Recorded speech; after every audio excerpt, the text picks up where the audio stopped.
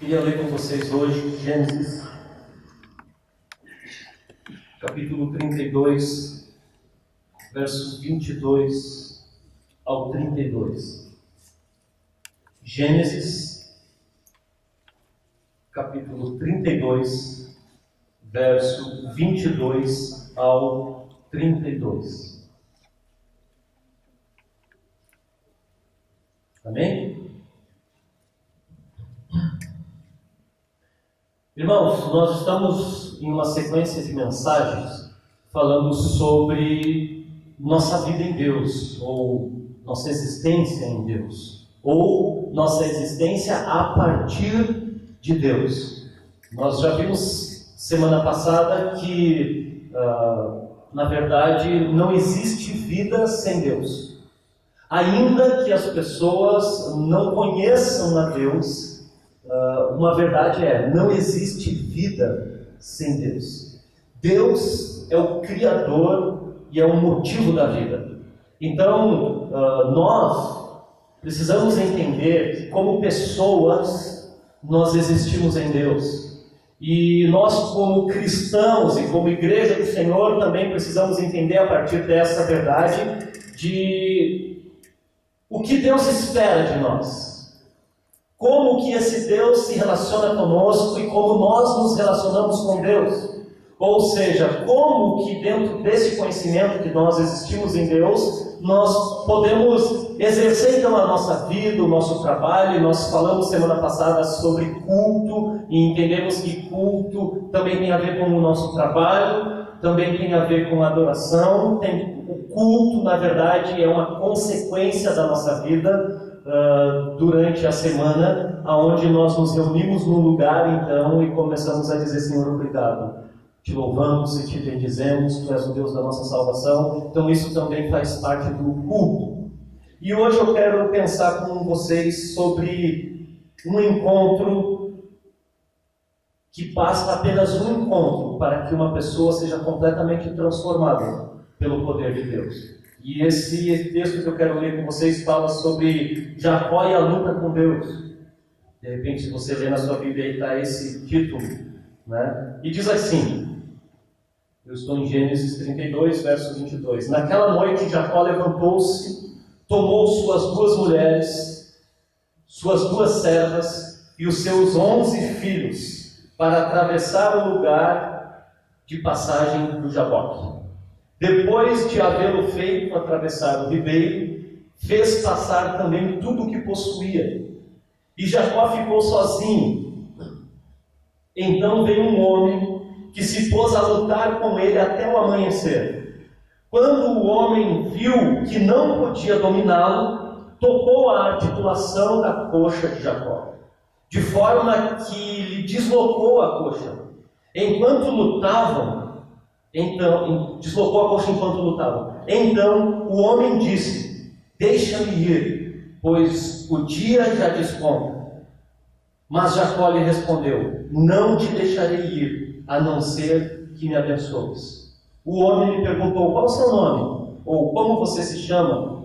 Jacó respondeu ele. Então disse o homem: seu nome não será mais Jacó, mas sim Israel, porque você lutou com Deus e com os homens, e venceu. Prosseguiu Jacó: peço-te que digas o teu nome. Mas ele respondeu: por que perguntam o meu nome?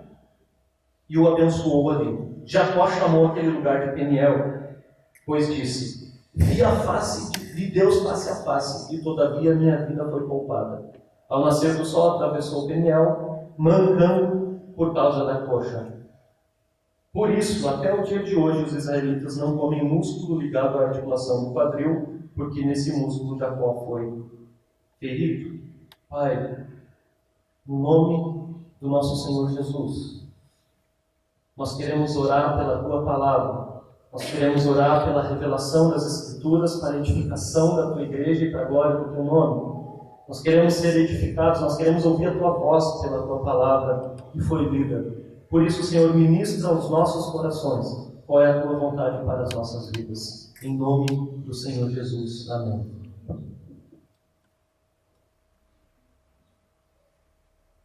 Queridos, a vida de Jacó é bastante conhecida, principalmente por aqueles que já frequentam a igreja. Jacó é conhecido como o pai daqueles que formaram as 12 tribos de Israel. Jacó é conhecido também como filho de Isaac, que é filho de Abraão, ou seja, a fé do judeu era baseada nesse tripé de patriarcas, que é Abraão, Isaac e Jacó. Ele foi uma pessoa especial, ele foi realmente um homem que Deus usou para um propósito, para estabelecer a sua vontade na terra. Jacó era uma pessoa tão especial que Deus fez questão de abençoar a vida dele. No entanto, Jacó fez algumas coisas que não agradavam a Deus. Jacó ainda não tinha tido um encontro transformador da sua vida a partir de um relacionamento com Deus. Se você for ler a história de Jacó, você vai ver, por exemplo, que há 20 anos atrás desse texto aí, antes dele conhecer Raquel, antes dele conhecer Lia, ele já tinha tido uma experiência com o Senhor. Deus já tinha aparecido para ele, já tinha falado coisas para ele. E passou 20 anos, então ele era um crente já de 20 anos. Ele era uma pessoa que Deus já tinha planos para a vida dele, mas ele ainda não tinha sido transformado pela presença de Deus. Ele ainda não tinha sido completamente tomado por aquilo que Deus tinha para a vida dele. E aí este encontro foi um encontro que transformou a vida do Jacó ao ponto do nome dele ser mudado, né? Então eu quero pensar com vocês hoje 3 questões que podem nos auxiliar e fazer nós entender como as nossas vidas, dentro dessa temática de que existimos em Deus, 3 questões do encontro com Deus que vão transformar as nossas vidas. Ok? Então a primeira coisa que nós precisamos entender é realmente essa questão do encontro. Se você for ler o texto, você vai ver que Jacó tinha um projeto. Jacó tinha um plano estabelecido. E qual era esse? Número 1, fugir do sogro. O sogro estava atrás dele porque os cunhados dele começaram a bolar, ficar com ciúme, porque Jacó era muito rico, ele tinha muitas posses e os irmãos das suas esposas começaram a dizer assim: olha, na verdade ele quer passar a perna no Labão era o sogro, e ele quer levar as coisas junto. E Jacó começou a perceber que estava esse desconforto, esperou chegar de noite e fugiu. Então ele estava fugindo de Labão. Então ele estava fugindo do sogro.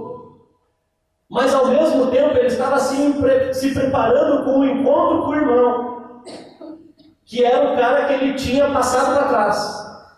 Então ele estava completamente assim, fugindo e com medo, não só de quem estava fugindo, mas do encontro que ele teria pela frente. Ele tinha planejado tudo já, ele tinha muitas posses, e ele já tinha planejado tudo como seria este encontro com o seu irmão Esaú. E Esaú, na cabeça dele, ia matar ele, porque ele tinha usurpado, ele tinha roubado o direito da primogenitura. Ele tinha mentido e por isso ficado com a bênção do pai. Então ele estava nesse momento de tensão, fugindo do sogro e prestes a encontrar o irmão, que é um rei, que é um cara que está dominando, que pode ter o direito de matar ele. Então ele já tinha planejado, ele já chamou uma galera e disse assim: olha, separa aí boi, prepara um presente especial e já vai na frente e diz para ele que eu mandei, que é para apaziguar o ânimo, que é para eu chegar lá de jeito. E no meio deste planejamento de vida, Deus encontra Jacó. E isso é importante você entender, esse é o primeiro ponto da mensagem. Quem nos encontra é Deus, não é nós que encontramos Deus. Peraí, pastor, mas eu dei um passo em direção a Deus. Sim, você deu um passo em direção a Deus, porque Ele, na sua soberania, escolheu revelar-se a você. Se Deus não permitir que você encontre Ele, você nunca encontra. Então, querido, o que isso quer dizer? Se você está aqui nessa manhã, você já pode glorificar a Deus e dizer: muito obrigado, porque eu estou aqui, porque Deus me encontrou. Esse encontro encontro que, quando Deus vem até Jacó, transforma a vida dele. Jacó, então, encontrado por Deus. Eu li uma frase que diz assim: Deus vai ao nosso encontro no lugar onde estamos e nos leva até o lugar onde Ele quer que estejamos. Deus vai até onde você está para levar você até onde Ele deseja. Deu para entender? No entanto, o que acontece dentro disso? Ele luta com este homem. E aí, às vezes que eu ouvi esse texto falando, todo mundo entra no mérito. Quem é o homem? Jacó está lutando com Deus. Como que pode, irmãos? O próprio Jacó diz assim: eu vi Deus face a face. Isso não foi, ele não viu Deus, ele viu o homem, ele viu o anjo. Mas o homem ali era uma teofania, vamos dizer assim, era uma manifestação de Deus através deste anjo. Então o que acontece? Ele exclama ali dizendo: eu vi e não morri. Agora tu imagina se ele lutasse com Deus. Irmãos, se Deus, que é o Todo-Poderoso, tem domínio sobre todas as coisas, tu acha que ele não teria poder suficiente para fulminar Jacó? Porque quando a gente lê o texto, diz que ele lutou com Deus, que ele lutou com o homem e prevaleceu, e ainda disse: olha, não vai, eu não vou te deixar ir. Jacó segurou Deus, querido. Nenhum ser humano consegue chegar perto da glória de Deus e continuar vivo. Então, o que Jacó está entendendo, o que o texto está nos falando aqui, é que esse encontro que Deus tem com ele, antes de atravessar, antes de mudar o nome dele, é um encontro que precisa de um rendimento total de Jacó. E tem uma frase legal que é que Jacó perdeu a batalha, mas ganhou... Não, perdeu a luta, mas ganhou a batalha. Porque ele foi ferido. Ele foi deslocado. Ele recebeu um toquezinho. Eu acredito que o anjo pegou uma pena assim e jogou. Porque o anjo tinha muito mais poder. E deslocou a coxa. Eu não sei o que aconteceu. Eu sei que ele ficou mancando. Está fundo da raso. Daquele dia em diante, ele era um homem transformado, mas manco. Mas o que aconteceu? Por que ele teve que ser ferido? Para ele entender que ele precisava estar completamente prostrado para Deus fazer algo da vida dele. W. Tozer, que é um teólogo, ele diz o seguinte: o Senhor não pode abençoar plenamente um homem enquanto não tiver vencido esse homem. Comentando esse texto de Jacó. Deus não pode abençoar um homem enquanto ele ainda não tiver vencido completamente este homem. Ou seja, o encontro que Deus tem com Jacó tem um propósito. E qual é o propósito do encontro de Deus com Jacó? Mostrar para Jacó que Deus é muito mais forte, tem um projeto para a vida dele, ao ponto de Jacó entender que ele não tem condições contra Deus. Ao ponto dele entender que ele, sem Deus, não é nada. Ao ponto dele ficar completamente rendido e manco na presença de Deus. Então esse é o primeiro ponto desse encontro com Deus que pode transformar a nossa vida para sempre. É nós entendermos que quando Deus nos encontra, não existe lugar para o orgulho. A palavra de Deus diz que Deus resiste ao soberbo, mas concede graça ao humilde. Quem é o soberbo? É aquele cara que chega na presença de Deus e diz: Deus, eu quero de volta o que é meu. E te vira para me dar, porque eu sou especial, eu sou a cereja do bolo, eu sou crente amado, o pastor é meu amigo, eu dou dízimo em dia, eu venho todos os cultos, inclusive nos de ceia, ou eu venho só nos cultos de ceia, por isso eu sou um bom crente. Eu sou esse cara que mereço, querido. Ninguém merece. Jacó era um cara na média. Jacó era um cara muito melhor do que muitos crentes aqui, muito melhor que eu às vezes. Mas faltava um encontro que ia transformar de uma vez por todas a vida dele. E esse encontro começa com Deus vindo ao seu encontro, e mostrando para ele que ele não é nada, que ele precisa estar completamente prostrado para Deus começar a fazer algo na vida dele. Então esse é o primeiro ponto da mensagem. Quando Deus te encontra, não seja orgulhoso ao ponto de achar que você merece, que você é mais especial do que alguém. Querido, não somos nada. Tem um teólogo chamado Jonathan Edwards, e ele tem um sermão dele, que depois vira um livro chamado Pecadores nas Mãos de um Deus Irado. E é interessante quando você vai ler sobre essa história, você vê que essa pregação foi um dos motivos ao qual a igreja demitiu ele, depois que ele pregou isso. Mas o fato é que, enquanto ele pregava o sermão, era uma capelinha de madeira, bem velhinha, um assoalho de madeira, ele pregava e os bancos tremiam na igreja. E aí então, depois disso ele foi demitido, mas o que era o sermão? Ele usa uma ilustração dizendo que a graça de Deus é como se fosse um fio de cabelo nos dedos de Deus, e aqui embaixo estamos eu e você pendurados neste fio de cabelo. E a qualquer momento esse fio de cabelo pode ser solto, ou ele pode arrebentar. E aqui está o inferno. Então ele ilustra a graça de Deus como um fio de cabelo que nos sustenta. Essa galera é a classe de Josué que está chegando, tá, irmãos? Não precisa se assustar.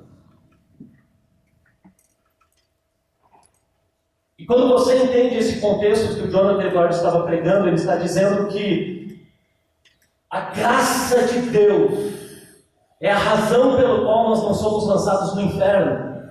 E o que é graça, querido? A graça é quando você não tem nada para oferecer, mas Deus te dá. Você não pode nada, mas Deus vem e te dá tudo. A graça de Deus é aquilo que você tem de Deus, porque Ele te encontrou, e não porque você é legal e que o perfume que você usa é bacana. A graça de Deus não é manifesta com bens materiais. Você vai ver que isso é uma expressão dessa graça, porque se você voltar 20 anos atrás na vida de Jó, Deus abençoou Jó, e ele foi um cara muito bem estruturado financeiramente. Foi a bênção de Deus que Deus deu isso para ele. Mas 20 anos depois, ele tem que ter um encontro transformador com Deus, para ele saber que ele não é nada sem Deus. Então, querido, não ache que por aquilo que você tem ou que você é alguma coisa diante de Deus. Você não é nada. Nós precisamos inteiramente da graça de Deus. Nós precisamos do toque do Senhor. Nós precisamos desse encontro com Deus que vai nos levar a esse reconhecimento. Não somos nada. E aí vem a segunda questão, que é o que o anjo ou o homem pergunta para ele. Ele pergunta para Jacó o quê? Como te chamas?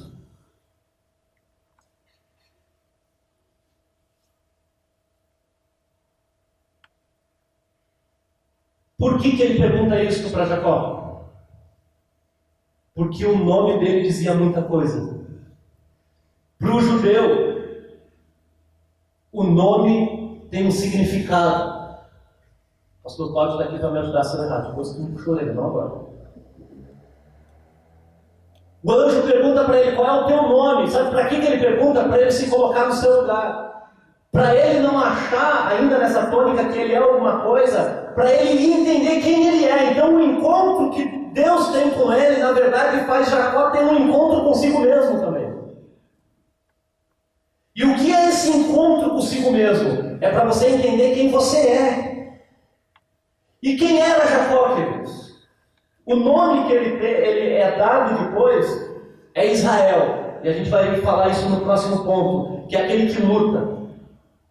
E Deus não escolhe esse nome aleatório. Ele não chega lá no céu e gira a roletinha. Israel, não, tem um propósito.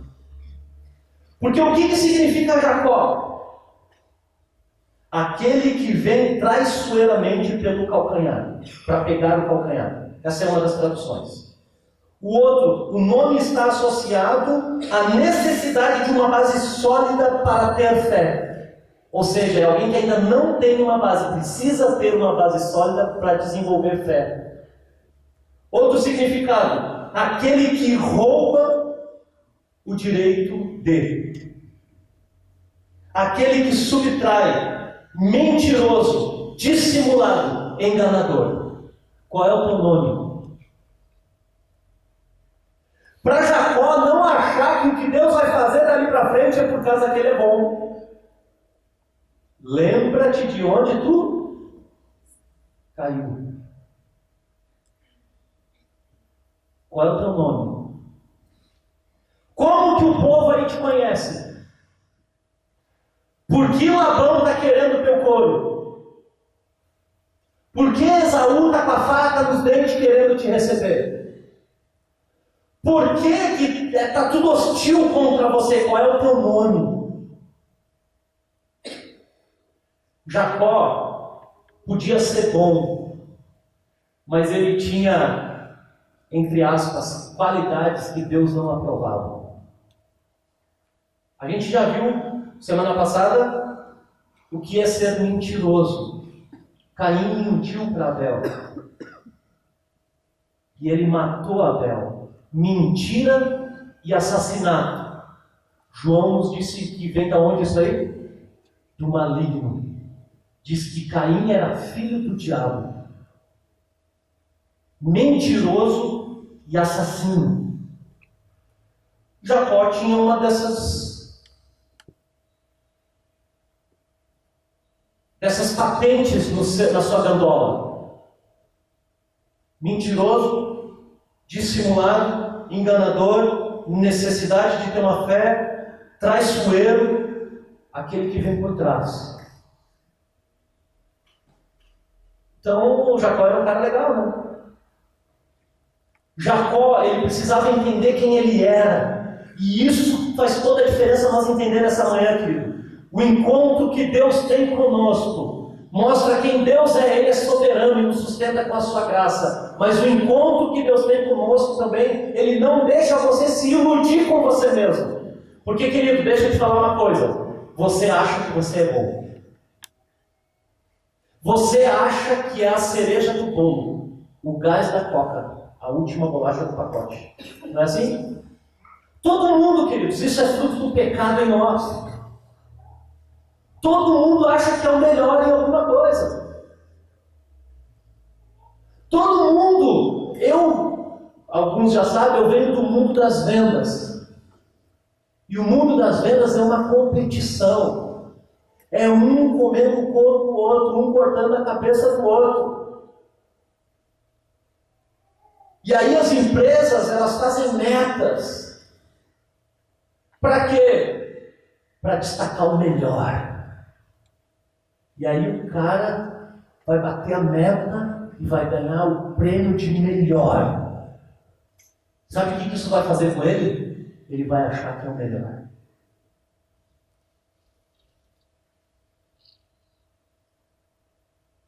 Sabe quem ensina nós sermos e acharmos que somos os melhores? Os pais. Meu filho é o mais inteligente.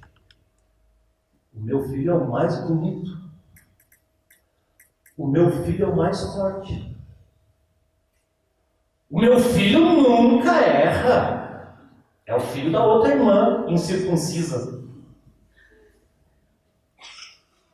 Não, o meu não dá problema, é o da outra, o meu é perfeito. Filhinho, olha, tu tem que entender que tu é a bolachinha, a última bolacha do pacote, aquela aqui. Os pais blindam os seus filhos, os pais mentem para os seus filhos, dizendo que eles são tudo aquilo que eles não são. Não preparam os filhos para a realidade da vida. E aí a criança cresce e manda o professor calar a boca na escola, porque ele já manda o pai calar a boca em casa. Não é assim? O filho nasce e cresce sem aprender a ouvir frustração. O não é uma palavra que não existe na maioria dos lares hoje. E aí cresce uma criança cheia daquilo que a gente chama de egocentrismo. Eu sou o centro do universo. Eu sou o melhor, eu sou o mais bonito, o meu brinquedo é o melhor, o meu pai é o mais forte, a minha mãe é a mais bonita. Lá em casa eu concordo só com essa parte. Eu sou aquele. E aí o que acontece? Não sei quem tem experiência igual eu. Eu tive uma que teve 5 anos. Quando chegou essa com 5 anos, a Isabel veio Israel. Aí chegou Israel, essa uma perdeu os privilégios de ser a primogênita sozinha. Ela era a única filha, a única neta e a única bisneta de toda a família. A primeira boneca que ela ganhou dava 2 dela, desse tamanho. Ela era paparicada. Daqui a pouco chega o Israel. Concorrente. Agora eu estou em disputa com o meu irmão. E isso, querido, não sei se é só na minha casa, mas lá em casa o maior desafio é esse: fazer a Isabel e Israel entender que eles não são inimigos. É mais ou menos assim, eu estou no sofá descansando. Isabel, pega uma bolacha do pai. Sai os dois, um se matando pro outro. Por quê? Quem chega primeiro para pegar a bolacha. Isabel, o que tu aprendeu na escola? Veio Israel, eu aprendi, eu não te perguntei, eu estou perguntando para Isabel.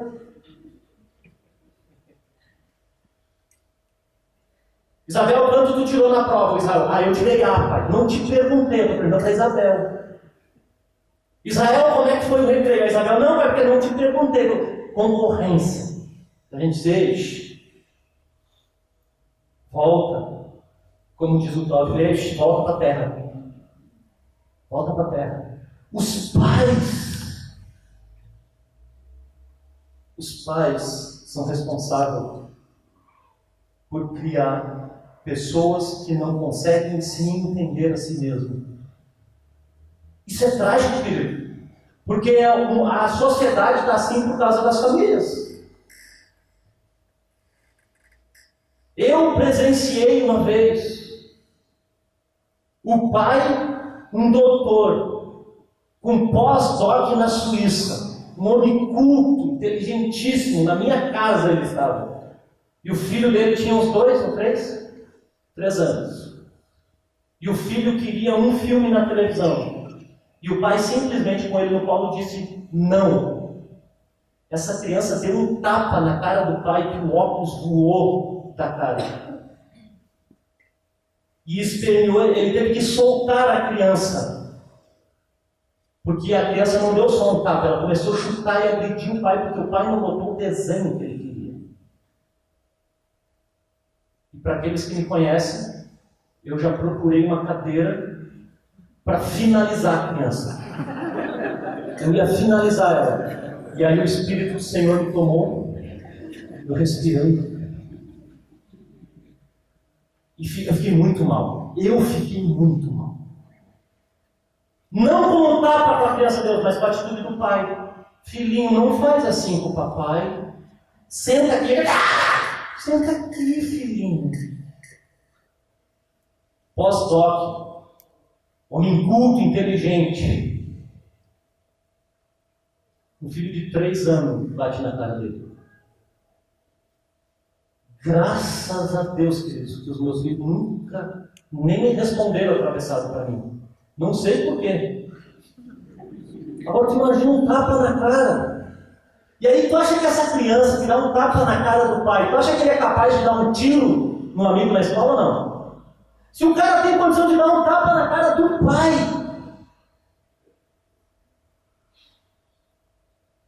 3 anos, imagina quando ele tiver 18. Mas não é tão assim absurdo também, não é só criança desse tipo.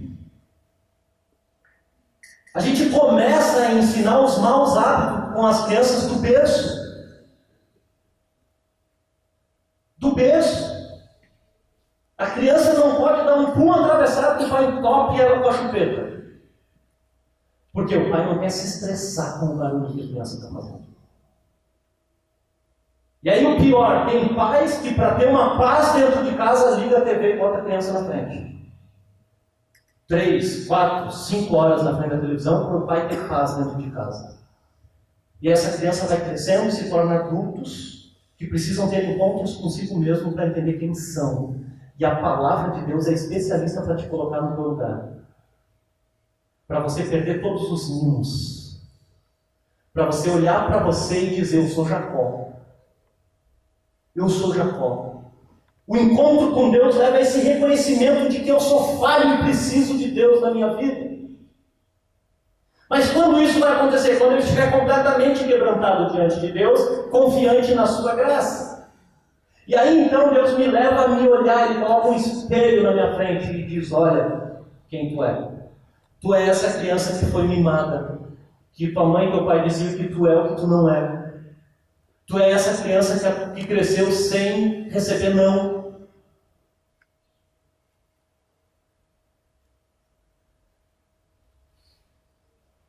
Jacó reconheceu quem ele era. E a consequência disso é o terceiro ponto. Deus muda o nome dele.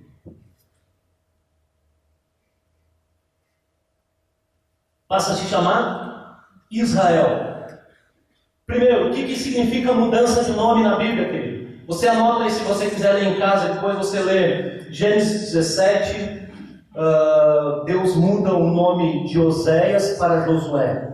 Tem um objetivo nisso. Depois, Deus vai lá e muda o nome de Simão para se chamar Pedro.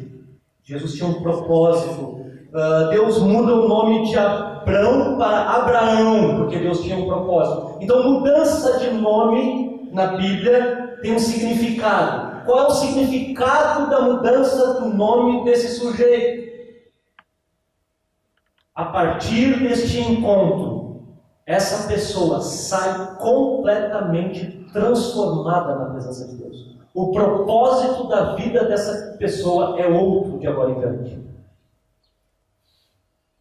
O propósito que Deus tinha para a vida de Jacó não era mais que ele tivesse essa patente de mentiroso e caluniador, mas sim que ele fosse um homem reconhecido que anda com Deus.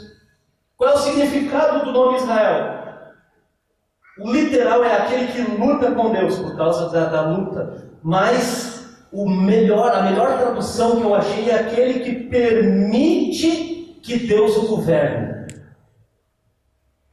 É aquele que dá permissão para Deus governar a sua vida, Israel. E quando a gente foi escolher o nome de Israel, foi pensando nisso.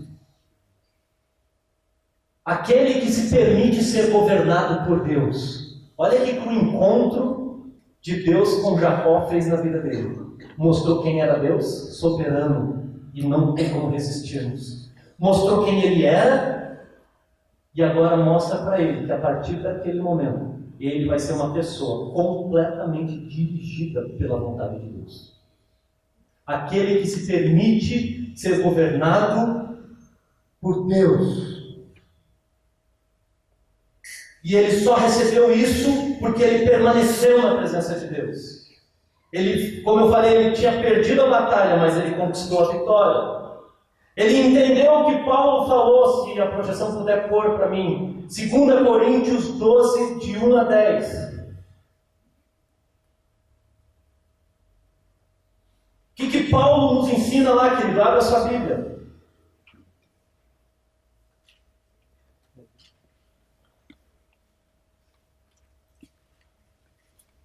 Segunda Coríntios, de 1 a 10. Olha o que Paulo está falando para a igreja de Coríntios. É necessário que eu continue a gloriar-me com isso, ainda que não ganhe nada com isso. Passarei as visões e revelações do Senhor. Conheço um homem em Cristo que há 14 anos foi arrebatado ao terceiro céu. Foi no corpo e fora do corpo. Não sei, Deus sabe. Eu sei que esse homem, se no corpo ou fora do corpo, não sei, mas Deus sabe. Foi arrebatado ao paraíso e ouviu coisas indizíveis, coisas que ao homem não é permitido falar. Nesse homem não me gloriarei, mas não em mim mesmo, a não ser na minha fraqueza.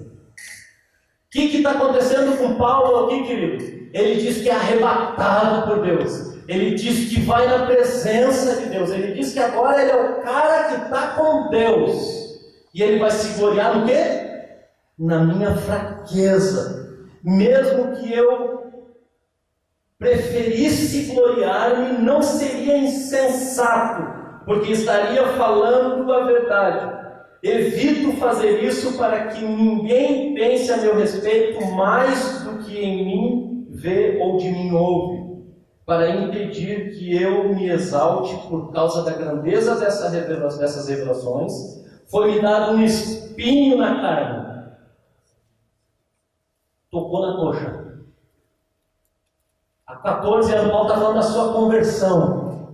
Paulo está falando do momento que Deus encontrou ele e começou a revelar o reino de Deus a partir de Jesus Cristo para ele.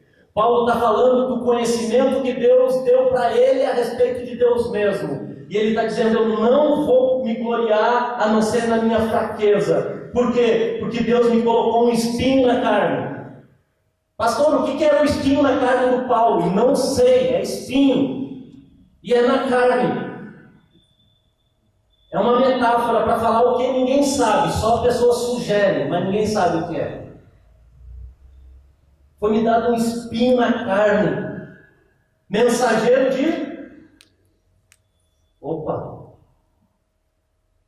para me atormentar. Deus coloca um mensageiro de Satanás perto de Paulo para ficar lembrando para ele: ei, vai lá, te gloria. Acha que tu é bom, mas lembra. Vai lá, tenta com a tua força. Não vai, que agora não dá. Desiste, não é isso. Esses pensamentos, E ele diz: 3 vezes roguei ao Senhor para que Ele tirasse de mim, mas Ele disse: minha graça é suficiente para você. Minha graça te basta. Minha graça é suficiente para você. Por quê? Pois o meu poder se aperfeiçoa na fraqueza. Portanto, eu me gloriarei ainda mais alegremente em minhas fraquezas, para que o poder de Cristo repouse em mim. Pois, por isso, por amor de Cristo, regozijo-me na fraqueza, nos insultos, nas necessidades, nas perseguições, nas angústias, pois quando sou fraco, é então que sou forte. Que texto, hein? Cadê a teologia da prosperidade aqui? Cadê aqui onde eu encontrei com Deus, minha vida transformada, agora vai ser o Evangelho Tabajara, né? Acabaram os problemas, querido, perseguição, angústia, porque é na fraqueza que se aperfeiçoa o poder de Deus. Deus muda o nome dele para governar a vida do Jacó, para dizer para ele que agora ele sendo fraco e não sendo nada, que Deus pode ser tudo na vida dele. É isso que o encontro de Deus conosco faz nas nossas vidas. Nós começamos a ter uma consciência que Paulo tem de o quê? Agora eu não sou nada. Tudo que eu tenho, que eu sou e que eu faço é por Deus. E sabe no que eu me glorio? No que eu penso que é glória para mim? Quando eu não sou nada, quando eu sou fraco, quando eu tenho ausência de força, quando eu não consigo fazer, aí Deus faz. Então o encontro com Deus mostra quem Deus é. Ele é soberano e te mantém pela graça dele. Ele mostra quem você é. Você é um mimado, você é um mentiroso, você é um usurpador. Mas Deus vai mudar o teu nome através desse encontro e te transformar em uma pessoa que não agradava agora para agradar a Deus e ser governado por Ele. Ser aquele que anda com Deus. Aquele que tem o prazer em ser governado por Deus. E isso vai fazer você entender que você só anda com Deus porque você é fraco. Porque você não é nada. Porque você precisa de tudo de Deus. Ah, pastor, essa mensagem não é tão boa assim para o domingo de manhã. Pois é, querido. É porque Deus quer que a gente seja fraco mesmo. Eu sei que eu poderia dizer aqui: vocês são fortes, vocês têm o poder de Deus, vocês vão você vai ganhar muito dinheiro. Deus está me falando, eu podia dizer isso, mas eu preciso te pregar o Evangelho. E o Evangelho de Deus, ele funciona quando Deus encontra uma pessoa. Mostra essa pessoa que Deus é soberano sobre todas as coisas. O Evangelho vai mostrar para você quem você é. Quando você lê a Bíblia, querido, você começa a se encontrar nela. Você já leu Romanos capítulo 6, 7, 8? Você começa a se enxergar. Quando Paulo fala miserável homem que sou, tu começa a se ver nesse texto e diz, esse cara sou eu. E aí isso leva você a ter uma consciência de servo de Deus. Como que anda um servo de Deus?